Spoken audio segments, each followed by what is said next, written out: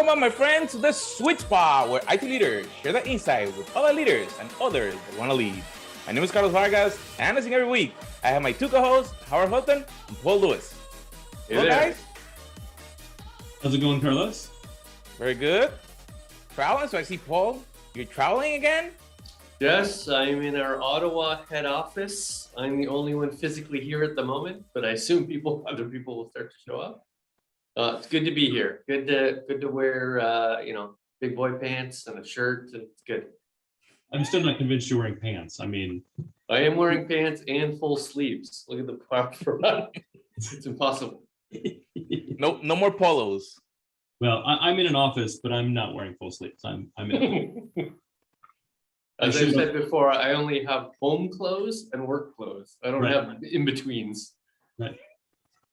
No, I've lost 60 pounds since the beginning of the year. Wow. Yeah. Give me the recipe. Diabetes, apparently. Wow. Yeah. So I got diagnosed with type 2 diabetes a week ago. Right. So it turns out all the good stuff I've been doing was also accompanied by the evil that is diabetes. So now I'm my diet will continue to be fantastic. And I have a couple of extra things I need to do on a day-to-day basis. So, it's no big deal. It kind of is, it's the kind of current change. But yeah, so I had to buy a whole new wardrobe and Ream doesn't do suits. So. Oh, no, that's not in their portfolio. No, that's not what they wear, right? Even the EVPs come in relatively casually. So. T-shirts, flip-flops. No flip-flops. They're not crazy. They're not in California. They're surfers. Right. Yeah, they're not surfers. But yeah, so suits are not likely something I'm going to wear again. Although I did buy a brand new tailored jacket. So. Oh, well, sometimes you got to get up on stage and we got to look the part. Exactly. Yeah. Yep. And I got to think the beard's a good 3-4 pounds, right? So the beard's fantastic. It's the beard is surprisingly disarming for people. Because they put a big beard and they go, well, this guy must be an engineer. Like he's not going to be able to talk about anything business related. And it sets the bar low. So you get up on stage and everybody's like, oh, this guy, he's going to be somewhere up here. And then you have that bar to meet. I have this bar to meet. It's way easier. Right. Except for a detailed practitioner workshop. They expect you to be the professor in that room. And I'm okay in that room. Yeah. I tend to still be fine. I keep my fingers in the pie, my fingers on the pulse a little better. Excellent. So after a year of difficult changes, doing different things, we have all learned to do different ways of how we interact, how we celebrate, or sometimes how we turn to the bourbon. So what can we do? How do we celebrate or look at difficult things as leaders? What do you think about that? I think it's a neat question, right? Because we talk a lot about what keeps CIOs up at night. Mm-hmm. Like we hear that a lot. And the fact is there's not a lot. There's really not much. Like I don't, the Kaseya attack happened last week, right, a week ago. That doesn't keep me up at night. I don't sit up at night worrying about what attack might hit my network and cause an outage, because you can't. You'll never get any sleep. Because unless your company is a top 10 security practitioner, right? Unless you're the CIO of CrowdStrike, you don't have the people to make that determination. You just don't have it, right? So you kind of have to let it go and go, is it going to happen? It's possible. Have I done everything necessary? Well, I have hired the people that I believe to be the right people to do it. So no, it's not going to keep me up at night, right? And I'm a CIO, so kind of to Paul's point in the conversation before, I've got a roof over my head, my family is fed, there's food in the fridge. Like the stuff that keeps me up at night is personal health, right? Mm-hmm. Family. But turning to the bourbon is a very different conversation, right? I agree. Bourbon because I got individual situations.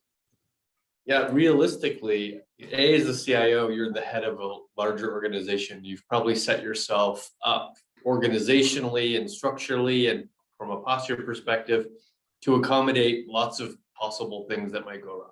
Right? However, what you also know as a CIO that things will in fact go wrong. They will absolutely go wrong. Application will be deployed to production that has bugs in it. There will be some security penetration issues. You will, fat finger a keyboard and screw up production in some way. These things simply will happen. And as long as you have the appropriate process and people in place to deal with them, then even if I do get a call, I know that there's a team affecting change there. I'm not the one actually having to direct every single key press, right? It's not me on the keyboard fixing ultimately the problem. So I agree. It's not really keeping me up at night because I know that things are going to happen.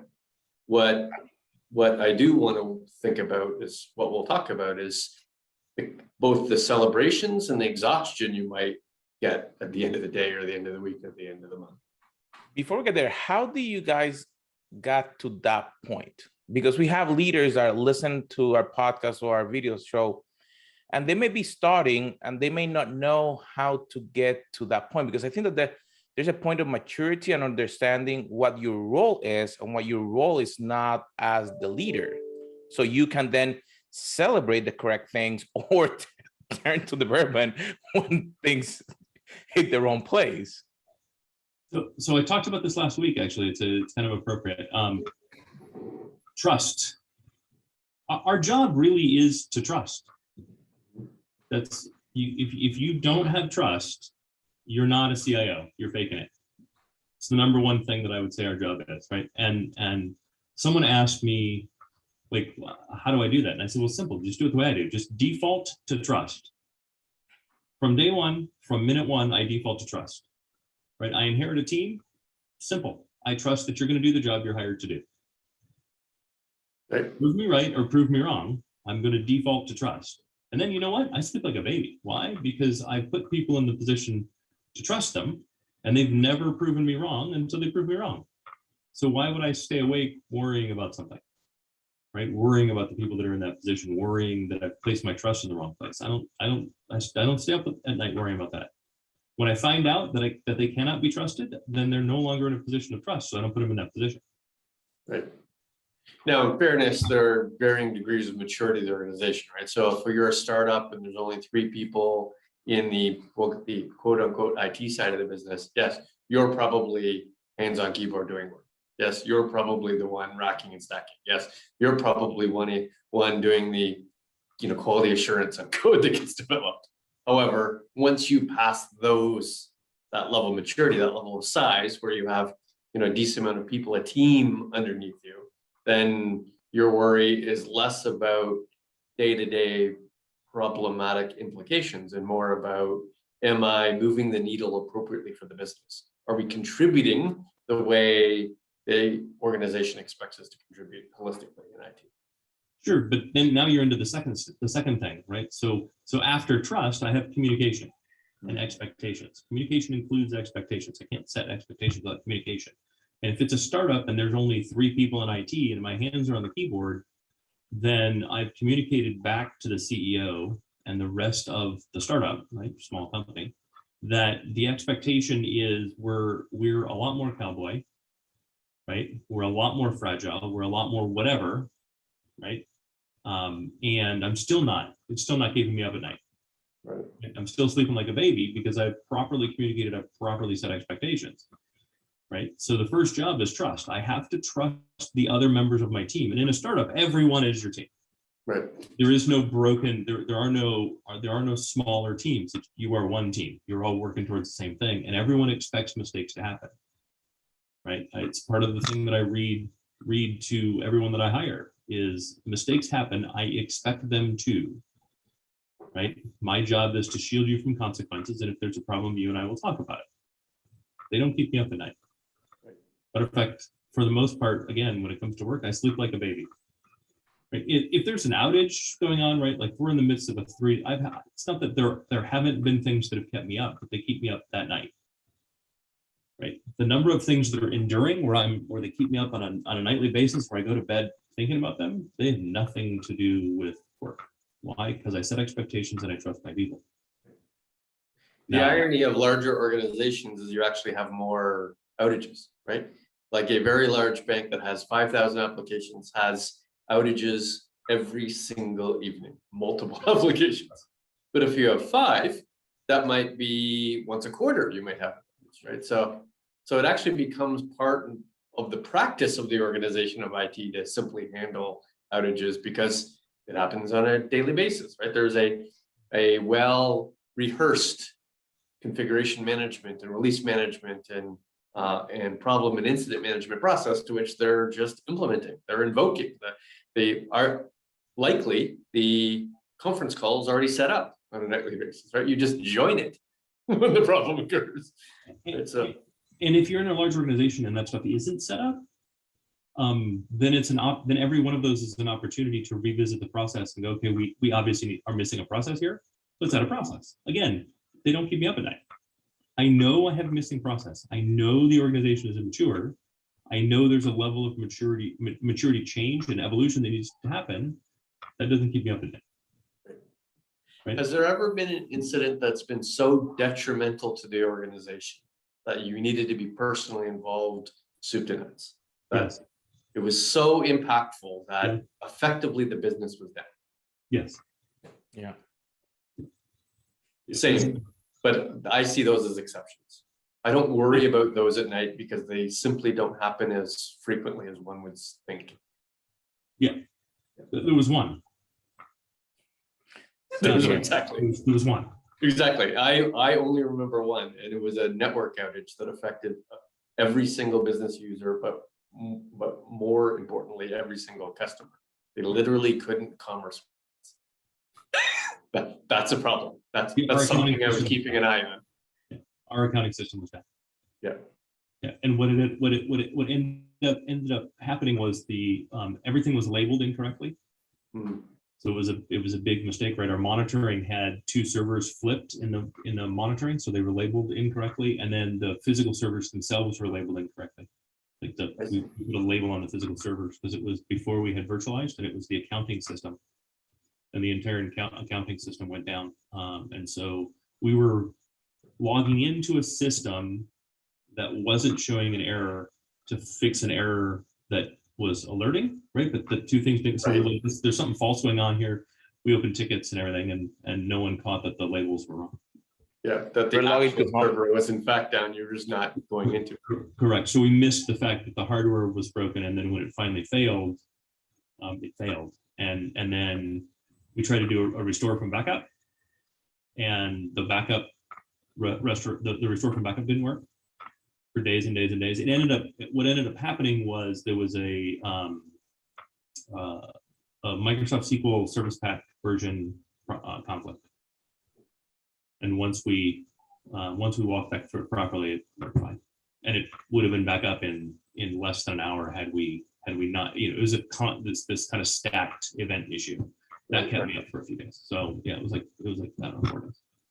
But that still didn't keep you up at night until it actually occurred. That is correct. And then and once it was done, and I was no longer kept up at night, right? Even like I communicated continuing with leadership, and they're like, yeah, you just like you know more about it than we do, so you just keep working on it. Right. And finally fixed it, got it back up and running, and I was like, look, all I can do is apologize. We've fixed the problem. I take full responsibility for it. Do what you need to do. If this is a resume generating event, well, again, it's my fault, so I'll take the blame for it. They're like, yeah, no, it's not. It wasn't end of month. It's not end of year. It's not end of quarter. It's none of those things. And yeah, it's a pain, and we're gonna have to work extra hard to get everything now re-entered, and we're behind on billing and stuff, but it's fine. Did you celebrate it at the end, or it took you to the bourbon? Yeah, it took me to the bourbon the whole time. Right. I didn't drink during, but it's kind of to that point, right? That is an event that drives you to a glass at the end of every night. And when it was done, yeah, it definitely, right. It was a little bit of kind of tears in bourbon, and then a little bit of celebration afterwards. Right? You got to let the exhaustion out. You got to let the holy crap, I can't believe I screwed up that bad, right? And this was a company I built from a startup, so. It was either me or the hands literally next to me in the data center that put the wrong label on the wrong server. So, right. So it was likely my fault, and regardless of whether I did it myself, I never double checked it. So it was absolutely my fault. Right. So yeah, so that drove me to the bourbon. But then a week later, and it's something I remember, right? It's a lesson that I retain forever, right? Paul about a year ago said, "Success pays, failure educates."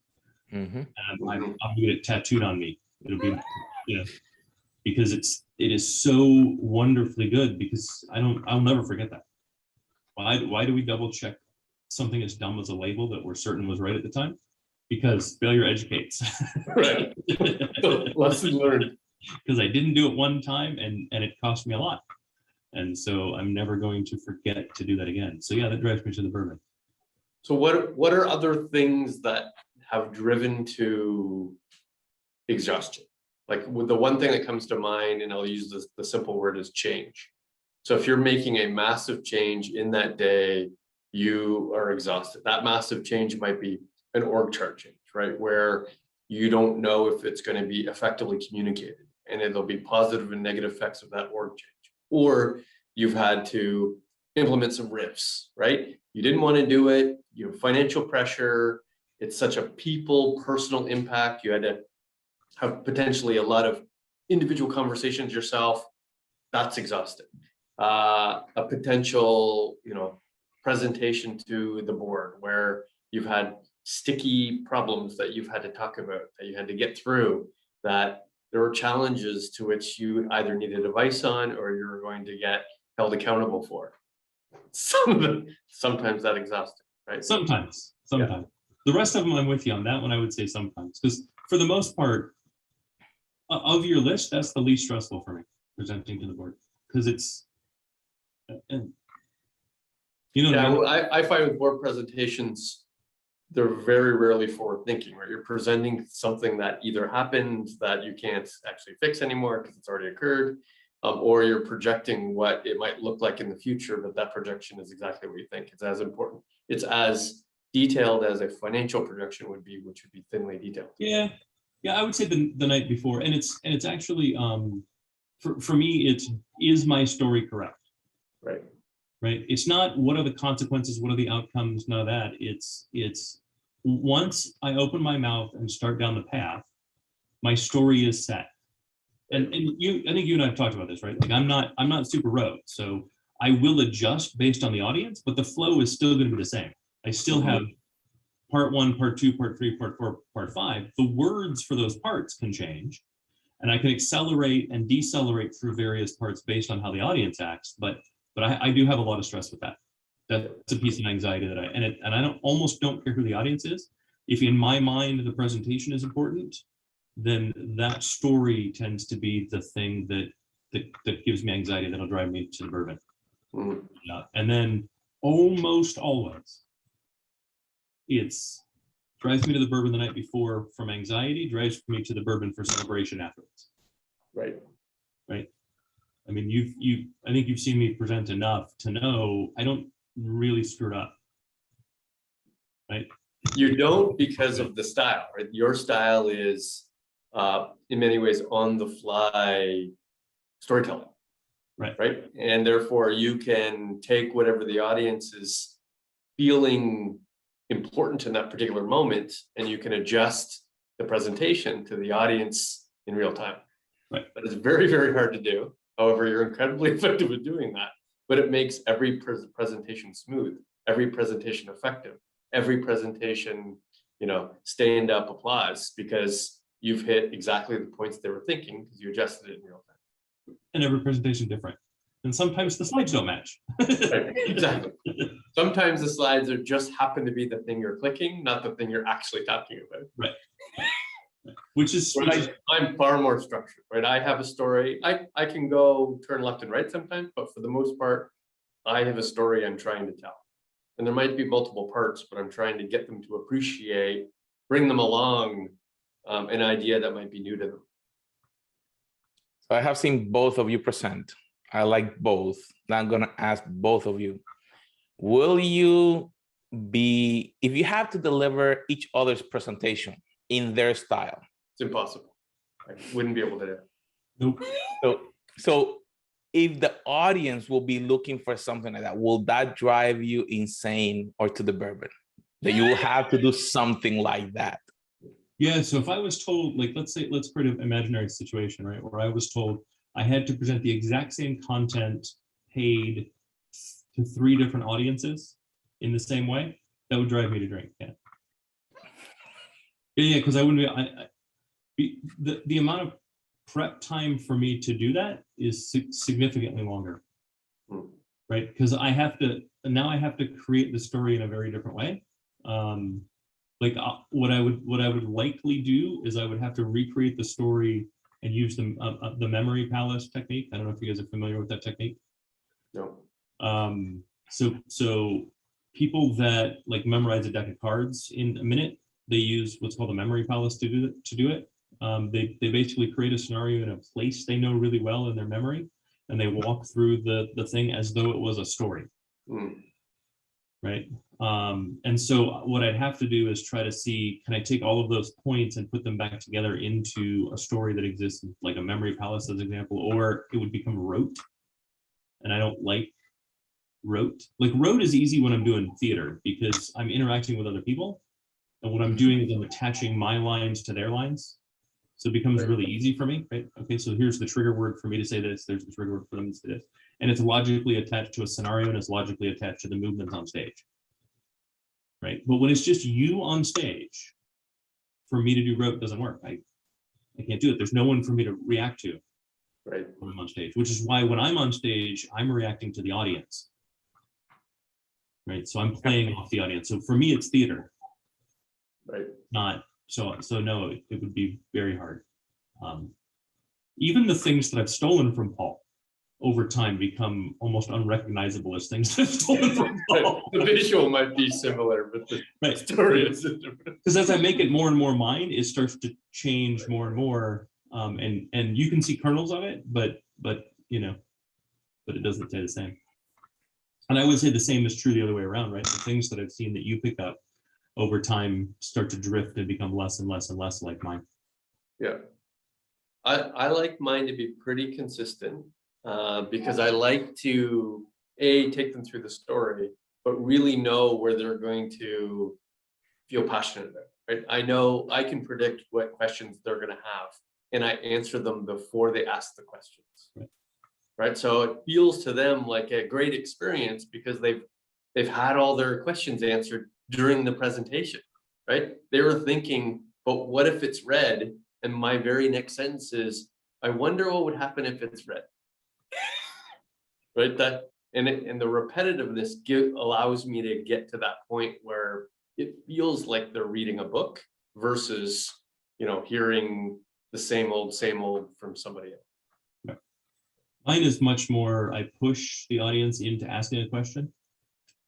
I like to do that. I like to push the audience into asking a question, especially because I push them and then they ask the question. I go, that's a great question. And here's the answer because I pushed them to that question. Right. Not a random question. Right? But you don't just do that. It's not only do you have an answer to the question, but here's a story that that I've encountered that actually materializes the answer. Sure. And so I'm not going to say yes or no, but I'm going to go on a rant a bit so that it's obvious that it's yes. Right. But you can only do that when you push them to that specific question, right? So you and I are doing the same thing. The difference is you're answering the question in their mind that they've created, and I'm forcing them to ask the question. Right. Yeah. It's really neat the way we both kind of get to the same thing. Like you, Carlos, you've actually witnessed it. I wonder if there's discomfort when we go back to that. So I think that it's part of the conversation. If you get someone to like move on their chair, get in that discomfort, you're actually making them think. If they are just passively listening and not interacting with anything, that learning experience or that event is going to be just like anything else. So I think that you both are effective. And when we have share or share with the customer or something, that is what makes a difference. That could take someone, you said something or in a way that made them, oh wait, how did he, like you just said, how did he just read my mind? How did he said something that actually we were talking about it last week on our meeting. So, and they maybe even look at someone like that he's saying what we say, like, so things like that. I feel that that's critical to then take it to the Bourbon in a different way, to celebrate. Oh, they are the ones that we need. That company understand me, or that leader, I need to bring him to our organization, or that engineer, or that architect, or whoever it is, because you're actually solving their problem, and the problem was in their mind. How do I solve it? And now they can go and say, hey, can I buy you a drink? And you go, what is the one that you drink, Howard? Macallan 12, is it? The one with the big ice? The one with, I don't really drink much with big ice anymore, but yeah, if I'm doing a Macallan 12, I'll do ice, but Macallan 18 is always neat. Always That straight one. up. Yeah. But I agree, celebrations are important, but I'd also put on the table that we don't effectively do it in a timely fashion and not frequently enough. We miss them. We don't celebrate the small stuff. We wait for the very, very, very big stuff that has 50 people involved. Yeah. That's not helpful. No. Right? I want to call out 3 people. I want to call out a one individual who did amazing things. It's very difficult to call out 50-person teams of success because everybody contributed. And it, while, there were probably some call out people there, they're all little bits, right? Little bits of people delivered on something interesting. So we've got to get down to micro celebrations, because these macro celebrations, I don't think are positively affecting culture. I don't think they are at all. And I think they're more exclusive than they are inclusive. Right? Like we do macro celebrations thinking they're inclusive, but they're actually exclusive, right? Because if I call out one person and you exclude everyone else, it doesn't harm morale. Right. Right. This person did an excellent thing this week. Okay, cool. So my time will come. I just need to do an excellent thing because we call out one person. If it's always 50 people, then it's always the project team. That's right. Yeah. Right. Unnamed people, the project just team, the name of the project. Right. So I even added to do like little things within Zoom. So when we have our architect meetings or engineers, like I can just hit the button and just give them like some praise, like music or graphic or stuff like that, because it make a difference to celebrate them, what they did little by little. That changed the culture. And timeliness is important. Don't wait to the quarterly stand up to talk about the awesomeness of somebody's January win, right? No, close to the win as possible. Yeah. And sometimes the win is attached to a loss. Sure. Right? Hey, we're going through an outage. I really want to call out, Phil or Linda or Nancy because, they really saw us through it. Right. Even if they caused it, doesn't matter. Right? They stuck with it, and we're back up and running, because of their dedication. So I really want to their sweat, their tears, they figured it out. Nobody else could probably do it. Great. Well, congratulations. And it also means you're not likely, they're not going to get fired for it. And everyone has that anxiety, right? Okay, I caused this thing, and yeah, I got it back up and running, but I probably should pack my desk. No, don't pack your desk. You're not going anywhere. Right. Mistakes happen, but let's celebrate the fact that we've learned. Let's celebrate the fact that failure educated. Right? And we've talked this many times. You cannot combine constructive criticism with pats on the back. They are different conversations. They're not at the same time. There's 24 hours, 48-hour differences between them. Right. Congratulate immediately, 100%. Wait a few days to add any constructive perspectives. So let's talk about one more that I like to celebrate, because I think we're probably running up against time. So one more that I'd like to celebrate is matriculation. I'm going to think of it that way, but frankly, if someone is going on to something bigger and better, whether that's out of your team into another team within the company or out of the company to another opportunity that they feel is great, that's a reason to raise the bourbon and celebrate. Yeah, it's a graduation. It is in fact a graduation. That's why I call it matriculation. Yeah. Right. What if on the sticky side, they're going to a direct competitor? I don't care.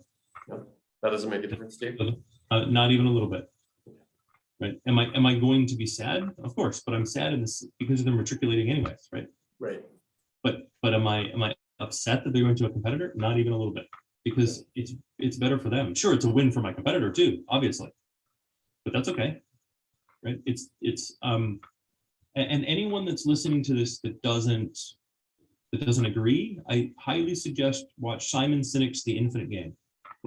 Watch that talk, because that talk we're not actually, like, the likelihood that we're competing is very little. I'm playing the infinite game. I'm not playing the short game. And companies shouldn't be personified. It's not company A versus company B. Right. It's a set of people that are working for a company that are for doing their job as compared to another set of people in a company that are doing their job. Yep. They're not really competing, right? Person to person. No. So, Carlos, good chat. So I love the chat. This is a topic that came out after our event. So make sure that you take the time to understand when to take yourself to the Bourbon. There's acceleration, but there's also some challenging times. And what do you do? So make sure that you share this, subscribe, and we'll see you on our next episode.